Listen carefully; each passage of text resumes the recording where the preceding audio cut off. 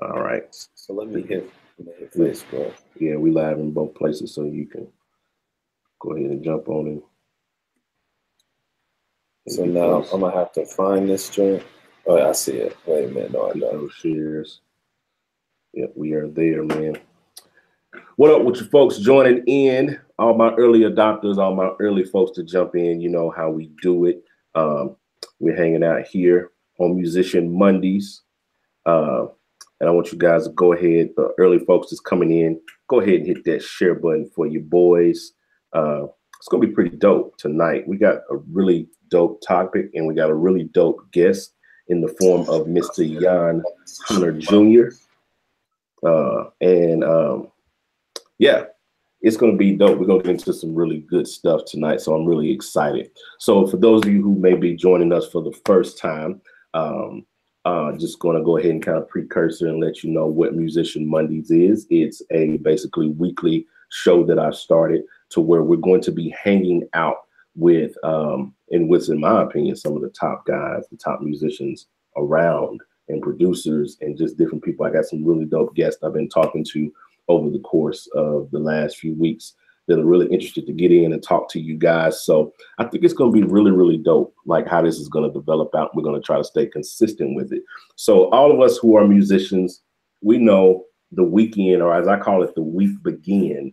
Friday is like the week begin for us. You know, no matter where you are, whether you're a church musician, because I know we got, you know, non-church musicians that watch. So church musician, or you're just a regular musician, most of us on the weekend is when we get it in. You know what I'm saying? We're going out gigging. You may have a gig on Friday night. You get off work, you get your gig on Friday night, or you're hitting a Friday night revival service or whatever.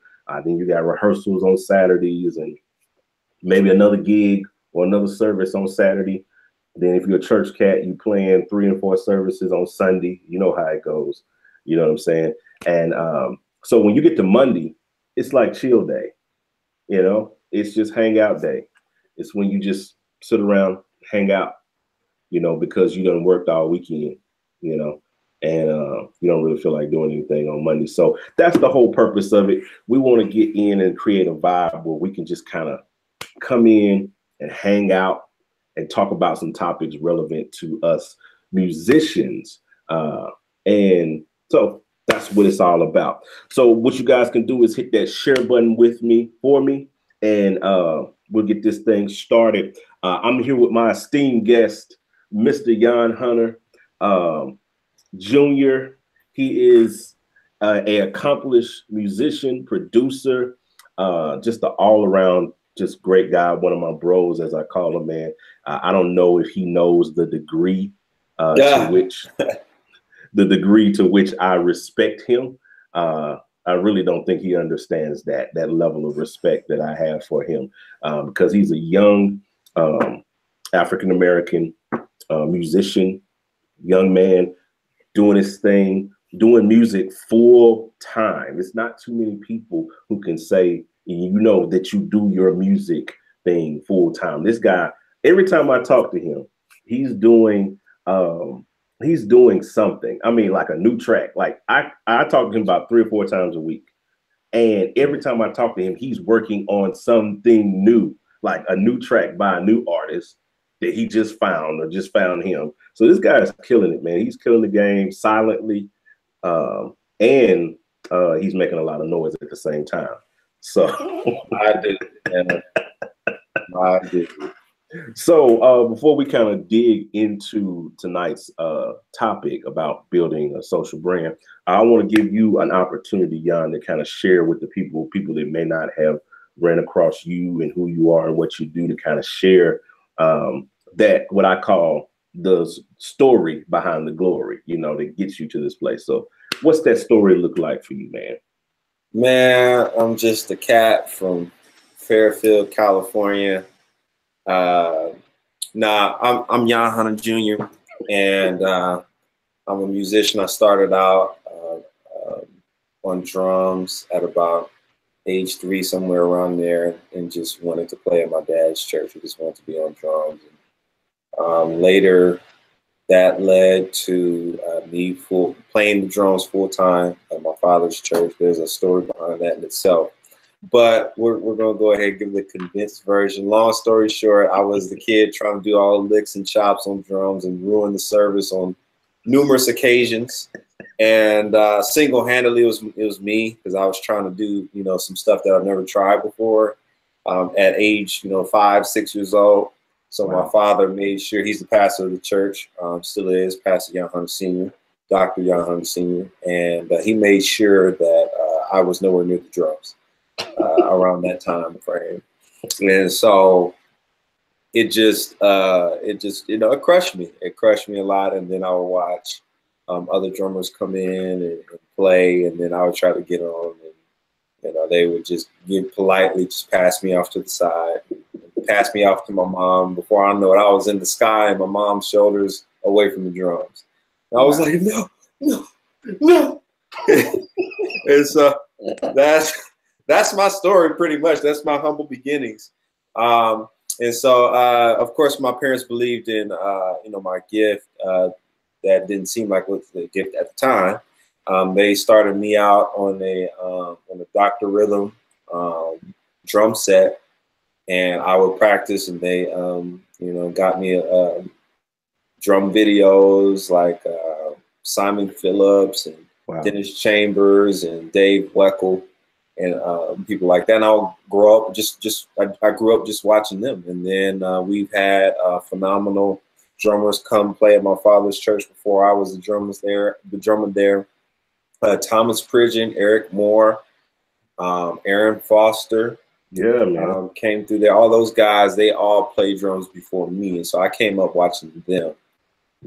And that was my reference. So that's kind of like my heritage as a drummer. Then that fast forward, that led to gospel chops and everything. Yeah, that's what I was going to ask. How did that come about? The whole, because I think that's where everybody got introduced to Yaahn Hunter. I think I concur. That came about around that time. That's when I was sort of in my prime as a drummer. I was 14 years old. Wow. And I was beginning to get a little buzz around my area, around the Oakland, Richmond, Sacramento region area. Those of you guys from the Bay Area, you know, that's like a wide range from Oakland to Sacramento. Mm-hmm. And so I was getting a little buzz around there. And so I would play drums for our youth choir, and Carl Mason was the minister of music of the youth choir for that time. And so from Carl Mason, that's how I got introduced to so many people in the Bay Area. And he would always just say, you know, check out my little bro. When he get on drums, just check him out. And I was, you know, about like 11, 12 years old. And so it would always be, who is that kid on the drums with that fade? And with that, I used to get clowned. They called me with the bowl cut. We call it a bowl cut. They put a bowl over your head and you just cut around the bowl. Yep. And so they was like, who's that kid with the bowl cut? Oh, that's Lil Yaahn. That's Lil Yaahn. And so from that, Carl took us all over California. He took us all over the place. We were in Reno.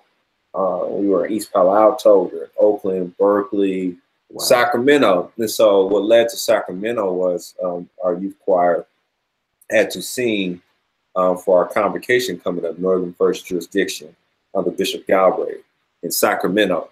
Mm-hmm. And there's a guy there, his name was Gerald Forrest. And at the time, he was attending Bishop's Church. And the name, well, anyways, from there, we were having a rehearsal. And after the rehearsal was over, Gerald came up to me and was like, hey, man, you know, would you mind, you know, doing like a, you know, like a 5-minute, you know, little instructional clip? I'm like, sure. You know? So he's like, yeah, I'm with this site. I'm doing a site called Gospel Chops, and I'm basically just, you know, trying to spread, you know, this talent all over the world and you know, start something new. So it was early at the time. The only people who had clips on there was Eric Moore. And so I was just like, okay, you know, sure, Eric is on there. You know, he's beast, so yeah, I'll be honored. And so I had no idea what was going to come out of that clip. I just figured I was just doing an instructional video. And I think like 2 months later, Gerald called me back and he was like, Yaahn. I said, what happened? He was like, you're international now. Like, I was like, what do you mean? He's like, people in Switzerland and New Zealand have watched that triple backbeat clip. And I'm like, again, I'm 14 years old, so I'm like, where is that on the map again? I need a thesaurus. I need a map. Like, where's this at? New Zealand and Switzerland. And so I was just like, wow. And so from then on, I was known for the triple backbeat. Wow. And so from that's when I started that relationship with Gerald, and then we went on to do the Shed Sessions DVD. And so I had the opportunity to trade chops with Tony Royster, Eric Moore once again, Thomas Pridgeon, Jeremy Haynes. That's like my big brother. That's how he became my big brother, was from that session. And Dave Jackson was on keys, Marcus Phillip was on bass. And a good friend of mine, still my brother to this day, Tuman Bradford, we both got picked up to do the Shed Sessions Volume 1. And so we were just, I mean, in Candyland, just trading chops with these beasts. And so my mom always told me, she was like, God's going to do something special with you. You work hard and you're obedient to him. You're obedient to God's word. He's going to do something special with you. And this is when I was just trying to play the drums at my dad's church. And I just figured, them cats are shady, man. Pops are shady. Like, what you mean I can't? And so, just from that, just from going to that to being, a part of a project with some of the best drummers in the world, really just it's just a testimony of God's faithfulness. Yeah, that's amazing. Yeah, so that's like my early drum career. Then, how we get into the production stuff, man, because that's where the threshold got crossed. Yeah, so it was contagious. My dad, again, I pay tribute to him because he's the one who introduced me into recording in the studio in the first place. He has a small studio of his own, just a keyboard and a mixer and a couple of monitors. So he introduced me to record, and he took me in the studio. I was like, hey, check this out. And so he started just doing like a little drum, just tapping on the keys, just doing a little drum situation, just trying to come up with a little pattern. And so he said, all right, I'm going to record this. So he recorded his drum pattern, and I saw him playing the keys, and then he stopped playing, and then what he played kept going.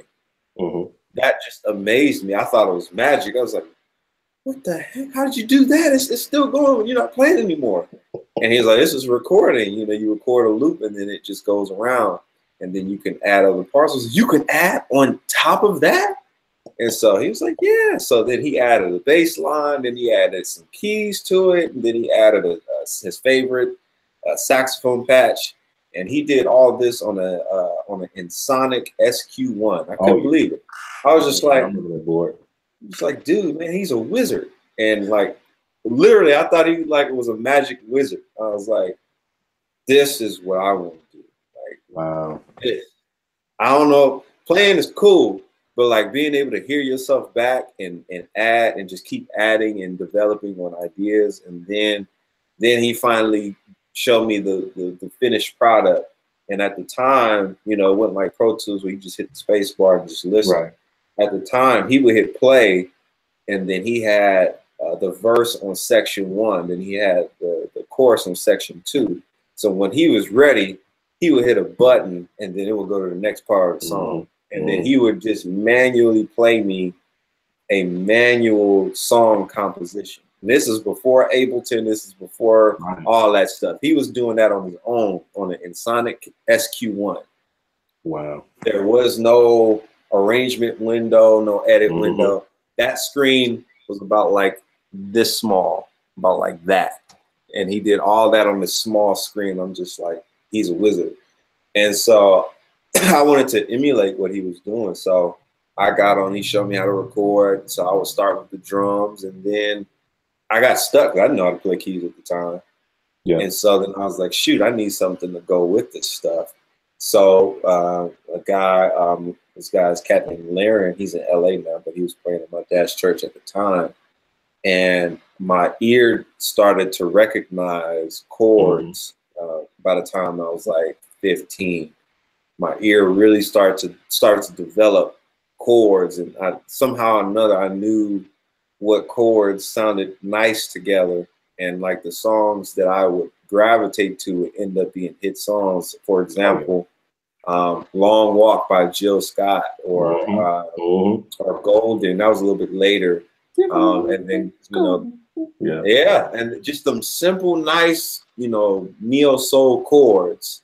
Yeah. And so Laren sat me down and showed me how to play a song from Jill's first record. It's called "It's Love," and he showed me how to play those 3 chords. And from those 3 chords, I took it upon myself. I just transposed them up manually by my hands and my ear, and just fooled around with it. And ultimately, long story short, I just ended up figuring out how to play those chords in every key. Wow. And so then I learned those chords, and then I, just put a little simple bass line. I just wanted to sub bass because I really wanted to sound like Jill Scott. If I could replicate any Jill Scott track, I was in heaven at the time. And so, yeah, it went from that to composing real songs. Then before I knew it, my keyboard chops ended up getting me to a place where I started playing at my dad's church on the keyboard full time. My brother-in-law was playing with me on organ at the time, but then he went on and he played at another church. And so then I got elevated up and I started playing keys at my dad's church. So that's how I ended up playing keyboard in the first place. I really wanted to make records, but if learning how to play the keyboard will, give me the tools to make a record, then this will suffice. And then the more I began to play, the more my ear would begin to gravitate to certain things, certain musicians. So then my brother-in-law, he would have Judith McAllister in the car. He would have Norma Hutchins in the car. Like the early stuff, Send Judah First, and Battlefield, and all those earlier records. I'm like, well, who's these cats on keys? And so that's when he was like, yeah, it's Jason White, Mike Burrell. And then that's, the rest is history. And so from that, that's how I sounded. I sounded just like Mike. I sounded just like how you picked the best style. And so then I sort of left the production side. Then I got into, now I want to be a board player. I want to play keys now because I like this. I like these chords. I like the way they feel. And that's when I really got into keys heavy. And then that's what birthed me being able to get into the keyboard like how I am today. Was because of listening to that West Coast vibe. But it was just ultimately the love of music in general that kept me non-biased. Like I didn't just say, forget Jill, forget Floetry, forget Dwele, forget all of them, and let's just do Mike. No, I still kept that same love for R&B music, neo soul. And that was like the core of my playing. I didn't learn church stuff until like later in my keyboard. Wow. So I could play any R&B record you put in front of my face, but churchy stuff, I was like, so then I finally got to a place where I was just like, it's time to learn church music. So what I did was I locked myself in my room, and I just went for at least about like 6 months. I just didn't do nothing but sit with that keyboard, and I would make sequences because I knew how to use gear. So I had a Motif ES6 at the time, still got it, it's right behind me. And so I would make sequence patterns of churchy stuff. So I would make a church little click track, and then I would play the bass line. So I'm a soldier. There's a storm out in the ocean, and Battlefield, and He Live and He Loved Me. All these type of old school churchy songs. I would make the bass lines, and then I would play keys to a track, so it would make me feel like I was playing in church. Gotcha. That's all I did. I just learned all kinds of old school church stuff. And when I came out of my room out of that 6 months, everyone heard the difference in my keyboard playing. They're like, you're a board player now. Like Yaahn from Gospel Chops, like that's starting to fade away. It's like, he's a board player now. Like, wow. Like full on. So then that led to that led to the official shout, because I kept hearing renditions of the West Coast vibe, and I was like, you know, that's cool and that's dope, but I want to do something that really pays tribute to the LA, you know, style. So that's why I named it the official shout, not because it was mine, but because I wanted to pay an official tribute to the LA swag. Okay, that makes sense. That makes sense. So that's where that came from. So I never claimed it as mine or anything, but I still put my own little feel in there. Yeah, I remember those videos, man, because like I remember watching the first one when you dropped, and that was like, man, that had to be about 6, 7. About 2010, yeah. Yeah, man, that'd be 8 years ago. But that video, I mean, I think I looked at. I remember when I first saw it, it had like 200,000 views on it at the time. You know what I'm saying? And I think, and that kind of gives us a good segue into the topic tonight. I think that's, you know, the thing that drew it, not only the style that you put into it, and the time and the progression, the musicality of it is, I guess, what I'm dealing with. It was the quality of it. Like it was legit. Like, okay, we got a cut of you on the drums, and then next thing you know, it's another angle, and you're on the organ, and then you're on the keys, and you back on the drums. You know what I'm saying? You're doing your licks, and it developed that style that I don't think anybody was really doing around that time in terms of like cover videos or shared videos or whatever. At least I don't remember seeing many. I mean, I know Danye was doing some stuff around that time, and absolutely a few others that I can remember. But it's just the quality of the production was on point all the way around. All the way around. I think that was the case that I think made it more interesting. You know what I'm saying? Into it. So would you go ahead? I was gonna say, that what I didn't realize what I was doing in my younger in my earlier career, just as a musician, before I even started producing full time. Like, I didn't realize what I was doing. My references were classic records that was mixed well. It was mastered well. I started getting into James Fortune well beyond the new James Fortune. I'm talking about his first record that dropped in 2001. Wow.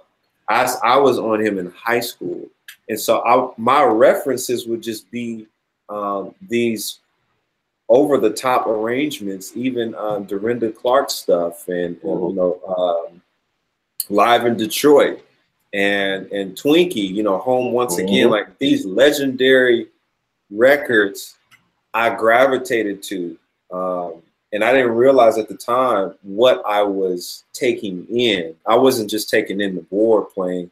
I was taking in the sonics. I was taking in the mix. I was taking in the production style. I was taking in the arrangement style. I was taking in all of these elements, and all I thought I was doing was just, you know, emulating, you know, the board player and the drummer, but I didn't realize that my ear was capturing the entire thing. Yeah.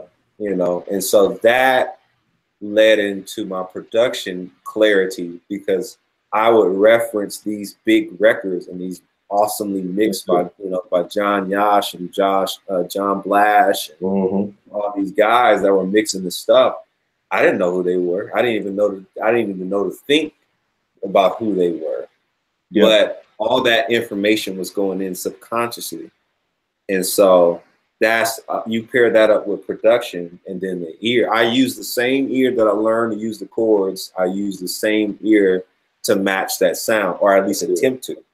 You know, so that's where that whole clarity in the production of, you know, it sounded like it did, was me emulating these legendary musicians, legendary producers, legendary mix engineers and artists and BGVs and backgrounds, and all that was just, I was just taking in the information and didn't even know it.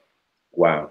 And so that translates into your, so how do you think all of that translates in? Because, you know, like you got the social world that builds, because that's, you know, what we want to try to segue into, is how do you build that brand? How do you build that following, that, you know what I mean? How do you not only build it, but maintain it? Like, how does that come? Because out of your social media brand, you have I mean, you, of course, you gain followers and you gain likes and you get, you know, a lot of interaction with your videos. But out of that, how do you turn that into revenue?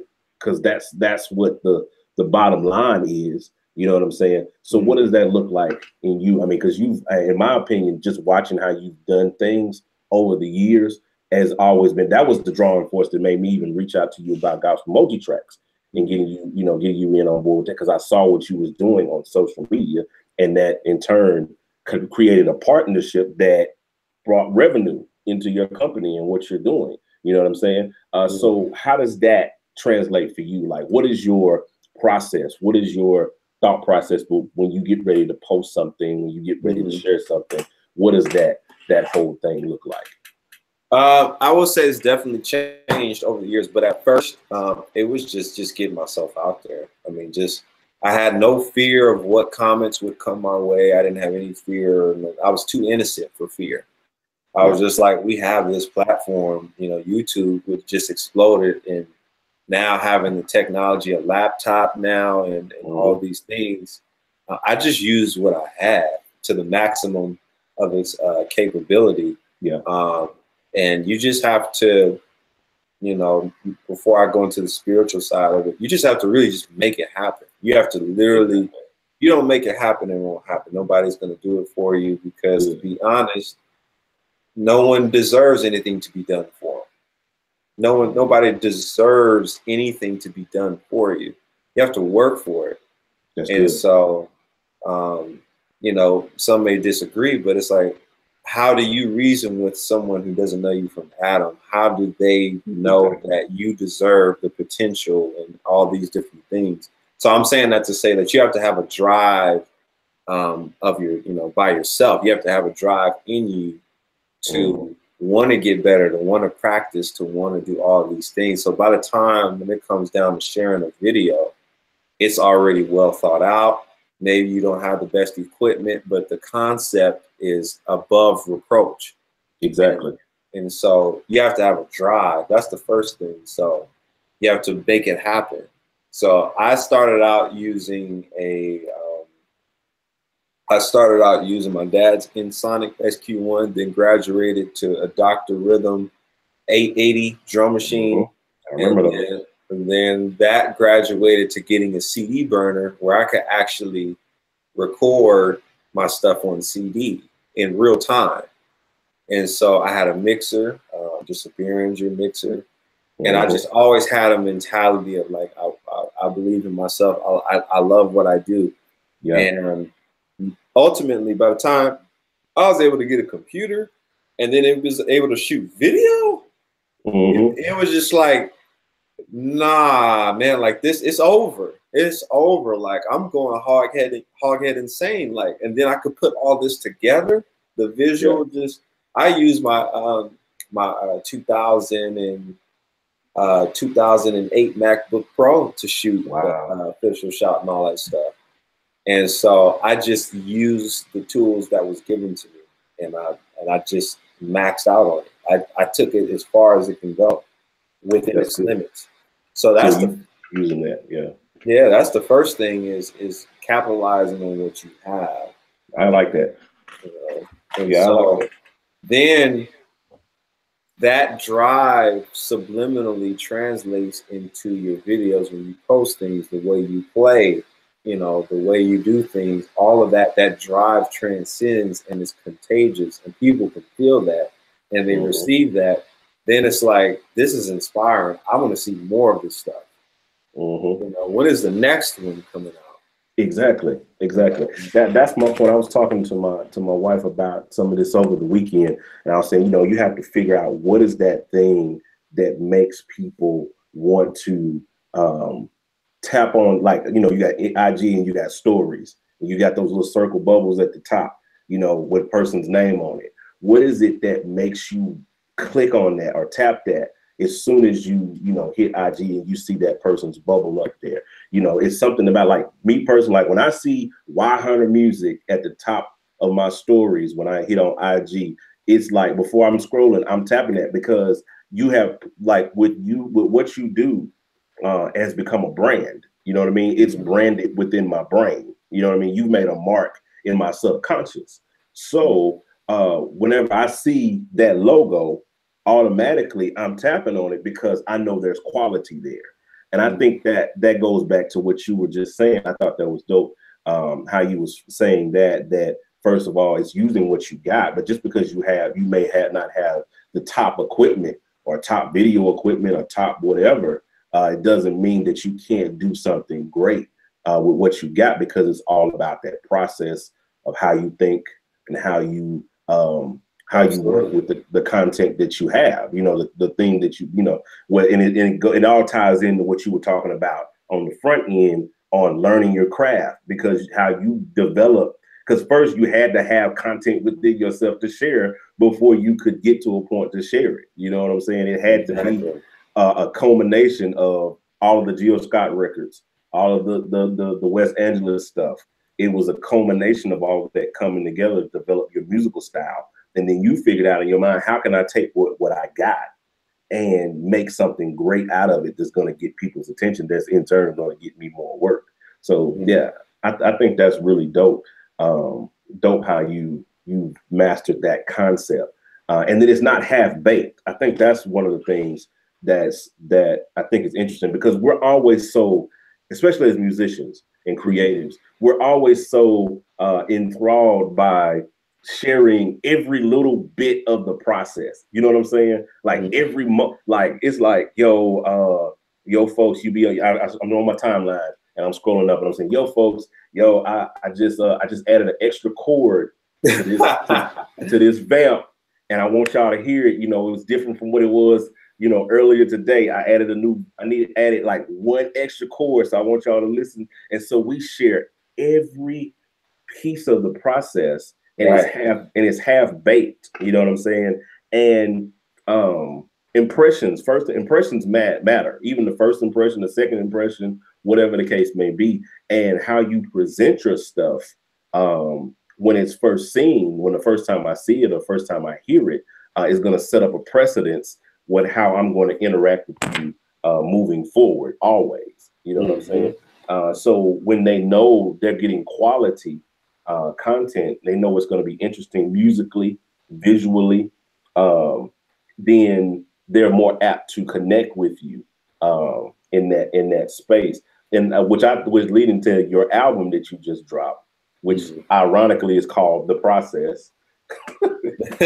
Ironically called The Process, and you didn't share any of the process with us going into it, which I thought was really dope. The way that came about, because when you dropped it, everybody's like, what in the world? You know what I'm saying? Like, and you were really like silent about that process. And now you're doing it opposite. Normally people share all of the information leading up to the release of a product or a project or whatever. That's showing you every bit of the process, so to speak. Then they release the product for you to go and grab. But now you're doing it in a reverse fashion, where you don't show us nothing that happened on the front end. You just drop the final product on us, and now you're going to subsequently come behind that and tell us how you did it, which is it's like a reverse, but it's dope. You know what I mean? That concept. That's one of the reasons why I wanted to bring you on, because I was like, yo, I don't know anybody I hadn't seen anybody do it like that. I know Beyonce did a Beyonce on us and dropped, you know, her joint. She did. Yes, she did. Know, did it like that, but we didn't still get to see the process. Yes. You know, we never saw the process leading up to it. There was no point. You know, there was no follow up behind that said this is what we did leading up to that process, you know, to that album drop. You are doing it in a reverse fashion, which I think is absolutely amazing. How you can do that, you know what I mean? So what's the logic behind that? Explain a little bit of that. Okay, well, the record came about unexpectedly for me, because I was in the middle of working on some client stuff, producing for them. And so there was like a little gap patch, you know, things just slow down a little bit. And so it was the perfect opportunity for God to speak, because he's like, yeah, I need you to hear from me, you know, at this time. I'm like, time to do what? And he's like, it's time for you to go. And it's time to start your next record. And I was like, and he just left me with that. And I was just like, Yeah, you're right. It is time. And it's been 4 years since my first album that came out in 2014, and I didn't have any. I had inspiration, but I didn't have God behind it like I really needed to. So I attempted to try to do a second record in the past, but it never panned out. And as a result of that, it sort of just allowed me the freedom to pour into my client stuff, make some magic with them. And so anyway, he gave me that. So when I started and I was obedient to the call, then he started and God started enlightening me about, the record as the more I started to really get into it. So he said, I want you to do this. I want you to do this whole album in silence. Wow.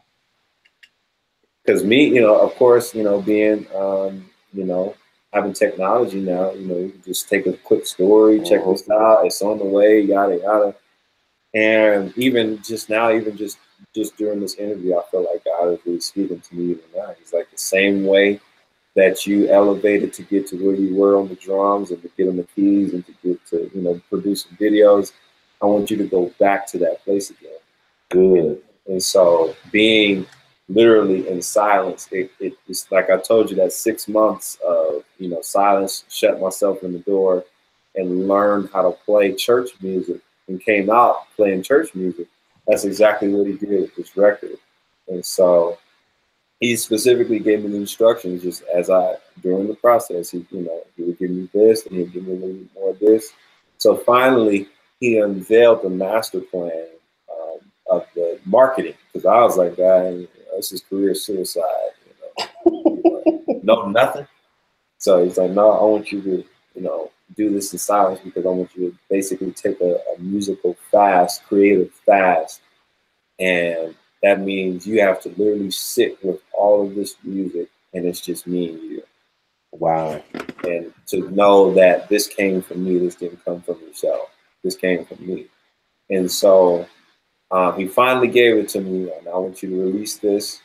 But he gave me the vision to record everything, to record all this. So majority of the time while I was creating, I had the camera rolling. And so finally he gave it to me. He was like, now here's your options. This is what you can do. Use your brain. I'm going to give you, a mustard seed of an idea. I'm going to let you run with it because I've given you a creative mind. So I just want you to roll the camera while you're recording. And so after that, closer to the end of the process, I literally woke up one day and was like, I'm going to do a vlog. I'm going to vlog the whole thing. I'm going to vlog the whole process. After the record comes out, I'm going to go backwards and I'm going to release a vlog so everyone will literally see what I'm talking about. Literally me coming up with everything, God inspiring me. You're literally going to see that on an episode. You're going to literally see God just that's amazing, taking full control. And I do you one better. I'm getting ready for the show, the process that's going to be in Oakland on October 1st at Yoshi's. I'm learning the material just like a normal musician is learning the material. Wow. I got to go back and relearn that stuff because God gave it to me like that. And I recorded it and I've never touched it again. So now going back and getting ready for the show, I'm like, I literally go back and practice these and learn your own songs. Yeah, learn them because, and that's like a testimony to, to the whole theme of the album. It's literally a testimony to this. Like, now I have to go back and learn the songs. And so even before then, I just felt possessed with knowledge with this certain strategy. I just literally felt possessed by the Spirit. And the stuff that I was doing early on didn't make sense. Like when I created a new Instagram account and I deleted all of my stuff from my old account. And, transparency mode, my wife was like, so you're going to delete all our pictures? I'm like, God is working it. Like, I have a plan. Like, he's showing me. You going to delete all our pictures? I was like, trust me. Like I have a plan. And I was just possessed. Like, I was just possessed with it. I was like, I'm going to delete everything off my old Instagram. And I'm going to start fresh with, a real strategic business page. So everything that's on that page is related to my brand and my business. And so by that time, I had my logo made. which is a beautiful logo by David Ontiveros. Shout out to him on the logo. He did an amazing job. And, you know, that's when I saw the logo, I was like, this is it. I understand my business now. Yeah. Because it was hard to market myself as a musician, as a overall, but within that, a board player, an organ player, a drummer, you know, and all that. Like, how do you, and then you mix and then you master and then you produce, like all that. How does that make sense?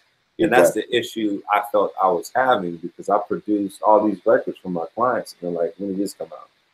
And I'm just like, it's too much clutter. So the guy literally gave it. Yeah, he gave it to me. So I was just like, you know what? This is going to be my business page. Everything you see on my business page is all the records that I've either mastered, mixed, produced, or all of the above.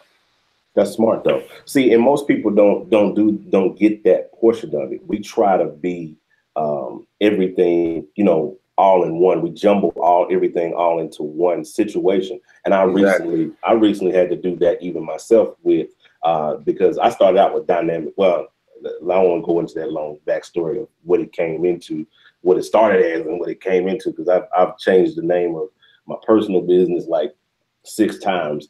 But as it really started to take off, I started out with Dynamics Music as, you know, really a good online brand.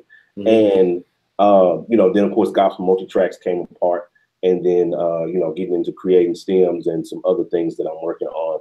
And at first I was trying to bring all of that all under one umbrella. Me as the person, me as the musician, me as John, just John by himself, you know what I mean? And then me as the producer, me as the mix engineer, me as the, and like you said, it's almost that same thing. Like I was like, you just gotta separate things. Yeah. You know what I'm saying? And be focused, have a focus for everything that you do, and put everything in its own perspective. And a lot of us don't do that correctly. So you see so much jumble stuff. Yeah, exactly. With, you know, with a lot of people on social media, and everybody's fighting for attention. You know what I'm saying? Everybody's fighting for that thing. I mean, everybody's trying to be interesting, trying to do something interesting. I guarantee while we're watching this video, somebody else, while you guys are watching this video, somebody else is posting something else somewhere that's probably more interesting than what we're doing. You know what I'm saying? So it's just the way that it operates. But in order to continue to get people's attention and keep their attention and build your brand and build what you're doing, you have to like you said, set those boundaries of what's what and what this is for and what that's for. And I think that's how you find that success, you know what I mean, in building your brand and building who you are as a musician, who you are as a music company. Once you define who you are, once you make that dissolution between this is John or is this Gospel Multitracks, you know what I'm saying? Exactly. Or is this that, you know, or this Yaahn, or is this Y100 Music? Then the lanes become clear, and you can really focus on building instead of trying to bring everything under one umbrella. So I started planning my and separating my social things at the beginning of the year, and as a result, I've seen tremendous growth across all of my social channels because I became more focused on what was what, you know what I mean? So I set John, I did a logo just for John Mike. You probably, if you're watching on Facebook, you can probably see it up in the corner. And if you're watching on YouTube, it's down there. I did a logo just for John Mike. So when you see that logo, you know it's a John Mike thing. You know what I'm saying? And then, you know, you got Gospel Multitracks and you got creating sims. So I create those lanes and separate, and when it helps me keep everything organized, it helps me develop a strategy for each channel and each thing that I'm doing. And it allows you to be more effective in what you're doing. You know what I'm saying? So I think those are the definite key points that we don't capitalize on those things. You know what I'm saying? And, you know, we're all just talking, you know what I'm saying? I'm looking at you guys in the comments and stuff, and none of us have, you know, like I said on the front end when we first started this video, this is just us hanging out, musicians hanging out, talking about what we talk about, and getting the gist of, you know, maybe you guys learned something about branding yourself on social media or whatever the case may be. just by watching. So if you guys that are even watching have some tips, feel free to put them in the comments. I mean, we all learn from each other. You know what I'm saying? For those different things. So if you got some different tips, some different things that you found work in your plan, feel free to put those in the comments, and we'll take a look at those and develop those. But so I just want to kind of recap some of the things we talked about so far. Mainly quality. I think that's definitely number one, is the quality of the content that you produce. Yes, absolutely. And then defining your strategies. What is this for? You know what I mean? Getting a plan. Like I literally sat down and I planned out all of 2018, like just about what I'm doing socially. And Musician Mondays is a big part of that.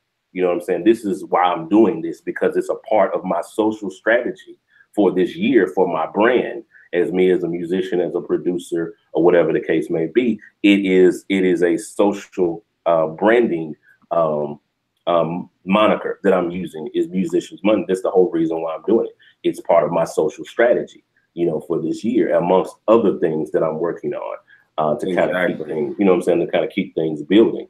So quality, organization, separating, getting a plan. I think that's the main thing. Like I shared earlier, we're so quick to want to jump out there and throw something out there, and we don't think about, you know, we don't think about the quality of it.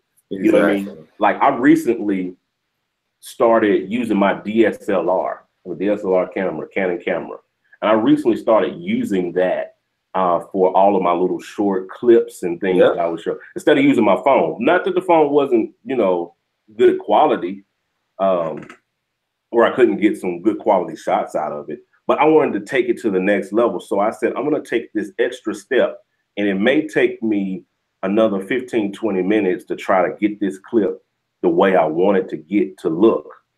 You know what I mean? But just me taking the time, that extra step, that extra few minutes to title it, or to add some color correction, or add a filmic look to it, you know what I mean? Or get a good depth of field, you know, on it. For those of you who are, you know, photographers and videographers, get a good depth of field on it and make it into something that is, you know what I'm saying, that looks like cinematic.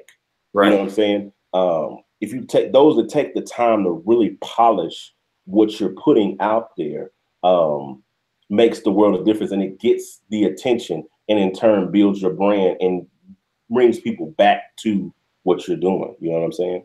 Yeah. So, what do you think, God? I mean, I'm just, you know, I don't know. I mean, I get on my soapbox. You pretty much just driving home the point. It all starts with honing whatever your craft is, whatever you're going to put out there. You have to hone that and master it. Then once you master it, then you already have an edge to, you know, even if you post, you know, a 1 minute, you know, clip, or if it's just 15 seconds, they see 15 seconds of a mastered and skilled whatever it is, you know, you got to pull people over. So that's the main thing I agree on too. And then also, you know, the way I kind of went about things was, you know, it took me a long time to figure myself out, this whole thing out, this whole wired music thing out. I didn't even realize what it was when I started it.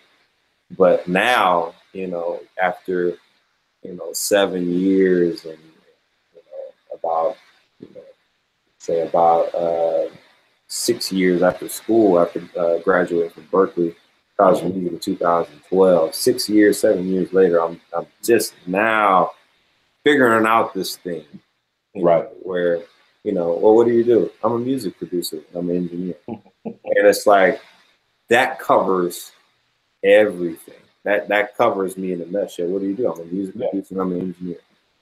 Well, you know, what do you do for music production? Well, you know, I'm a creator. I create music from scratch. Also, you play. Yes, I do. And it just goes down the list, and then it just works into the core of what I do. But it took me a long time to get there. I'm a musician. It's like, okay, well, who do you play for? I'm independent.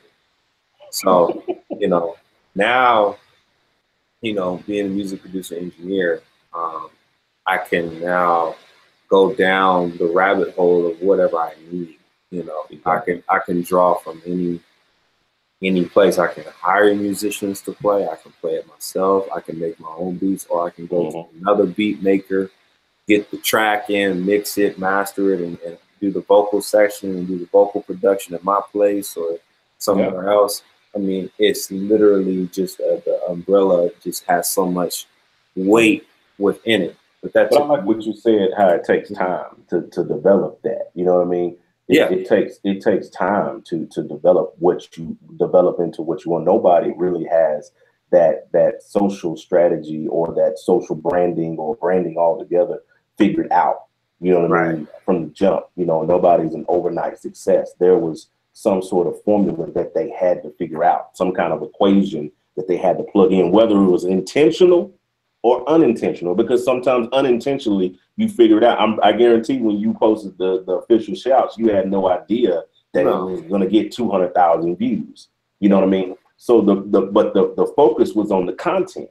You was just trying to create something that was dope, and you just hoped that people were going to like it.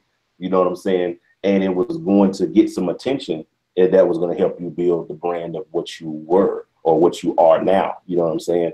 So I think that's the key, is figuring out that path of learning what you are, figuring those things out. And a lot of times you figure it out on the go. At least that's been the case for me. I figure out a lot of the stuff on the go.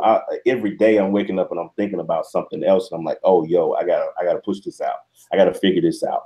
I gotta figure out how to do this. I gotta figure out how to do this because I want to do that. You know what I'm saying? And the path gets clearer as you go along. And so if you're starting out in this journey, then or even if you're somewhere in the middle, or if you've tried it and you didn't really get the results that you thought you wanted to get, or you thought like, hey, my brand or my business or my company or whatever should be further along right now, then there may be just some things that you need to go back to the drawing board and look at the content. Like what I did was at the end of, I do assessments every year. At least I've been doing it for at least the last 3 years, assessments. I sit down in December, which is like the last month of the year, and I pretty much like don't do anything. I don't really do any production work. I don't do anything in December, but really it's family time for me and focus time for the next year. And I sat down in December and I evaluate what worked this year and what didn't work. What did I do that was just horrible? What did I do that was amazing? What video did I produce or create, or what song did I do, or what did I do for the business or whatever that got attention or that really brought in some revenue or whatever the case may be? What was effective and what was ineffective? And then I figure out how can I capitalize on the things that were effective and double them over for this next year. And that's pretty much what I did for 2018 and even 2017, is doubling over what I did last year to try to figure out, like, how can I take it to the next level? The big main thing is I was talking to somebody yesterday, I think it was. I'm always talking to somebody. You know, I'm always running my mouth. That's what I'm good at. But I was talking to somebody sometime over the weekend, and we were talking about this social media stuff, and I told them this. I said the thing about posting is you or sharing something or branding or at least what I found is the attempt is to start a conversation. Like when you posted the process, when you dropped that on everybody, that video, when you dropped that on everybody, immediately within 35 seconds of you posting it, it started a conversation. Yeah. You know what I'm saying? And that conversation just stacked.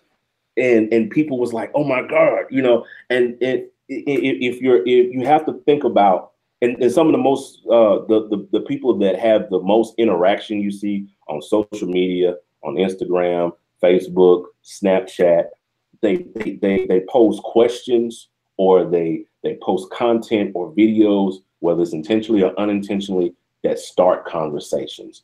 And if you can start a conversation, and it's not necessarily a conversation between you and the person that's commenting on your video or your post, but start a conversation between where they want to bring their yo, come check this out.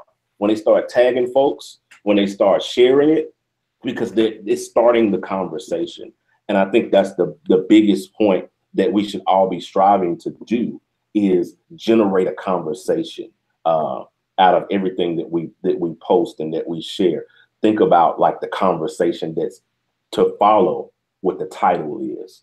You know what I mean? Mm-hmm. If you can generate a conversation, then you can further build out that brand, or build out that thing, because it draws more people to what you're trying to do. You know what I'm saying?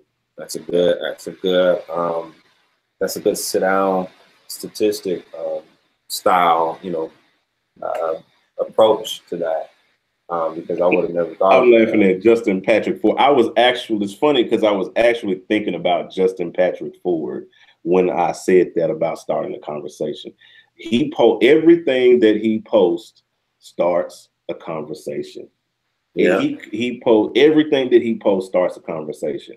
And Yep. he has 400 and 500 and 600 comments on just about every post that he posts, because he knows how to start a conversation. That is a perfect example right there. Perfect example.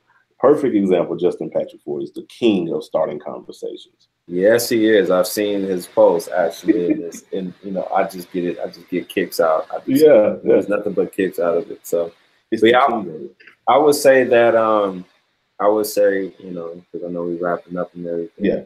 I would say to everyone to create a lane for yourself. Mm-hmm. Whatever that means for you, only you all know what that means. I know what it means for me. That if you create a lane for yourself, they're only going to have to go to you to get it.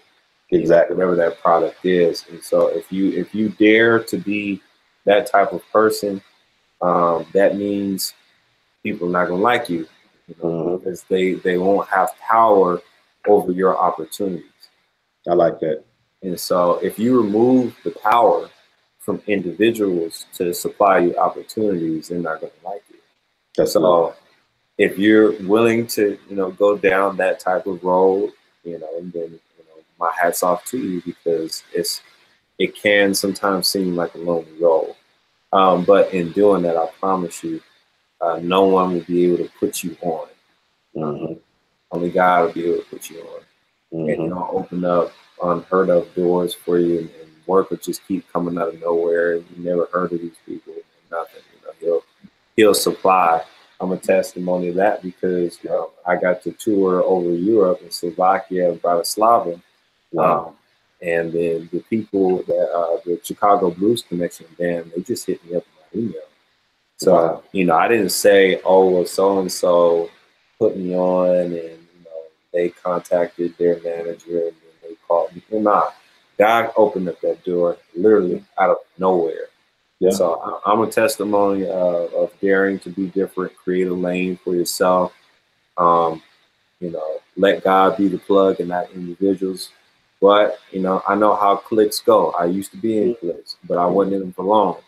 But I know how clicks go. You rock with a certain person, it seems like they have opportunities, that they may offer you and all that. I understand there is a politics to the game. That's why it's a game.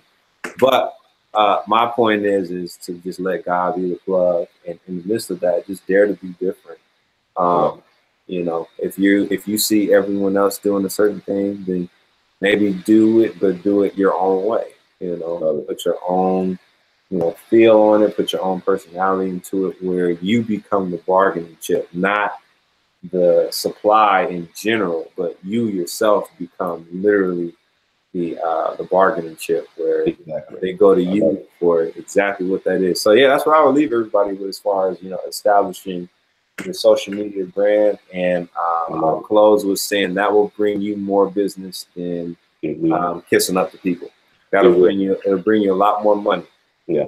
And the final point I'd probably add is community. I think that's my focus this year, is building community with the people that connect with you.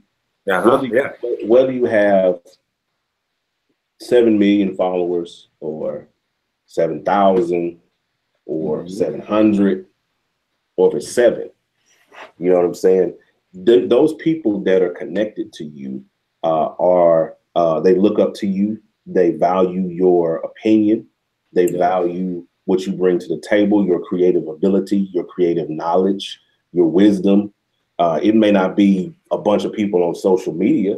It could be, if you're a church musician, it could be that person, those people at your church that value you play. They come to you after church on Sunday and they shake your hand. And a lot of times we overlook those people, you know what I'm saying? That value us, that value the gift in us.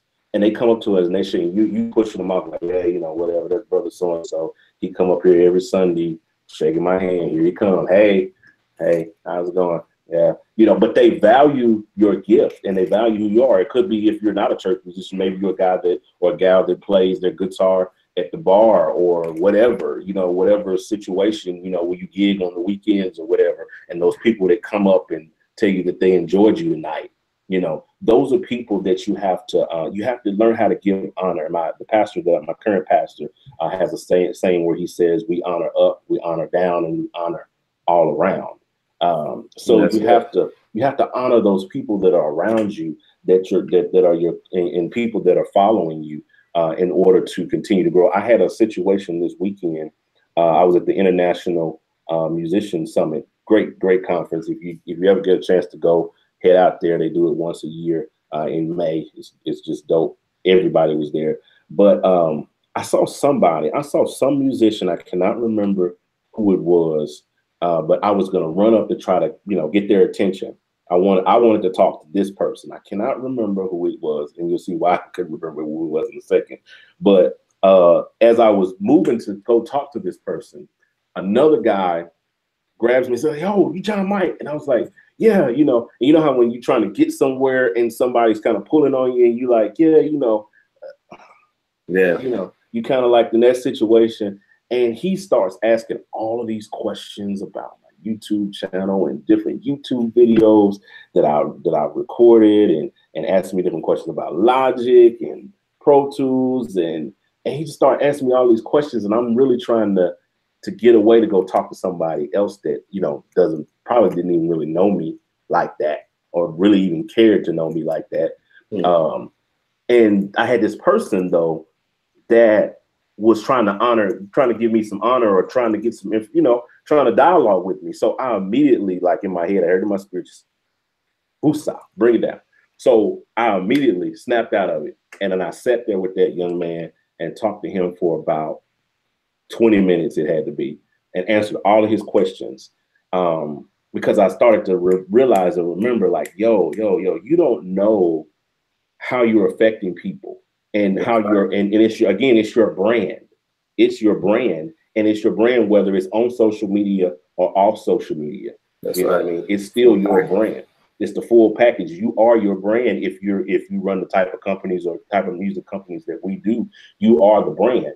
And so your experience with that person, whether big or small, can come back to haunt you later, or whatever the case may be. So I had to like bring that down and realize, like, yo, I need to take some time and really talk to this brother and answer his questions, because he wants to be in my company. He's like, he really wants, for whatever reason that I don't really seem to understand, he really wants to be in my company and really wants to talk to me. So let me honor him and spend some time with him and talk to him, because you don't know. I mean, he could be about to give up on music. He could be about to give up on music altogether. And your comment or your negative push off to that person could like just push them off. Like, you know what? That's why I don't want to fool with music no more anyway, because all these folks out here fake.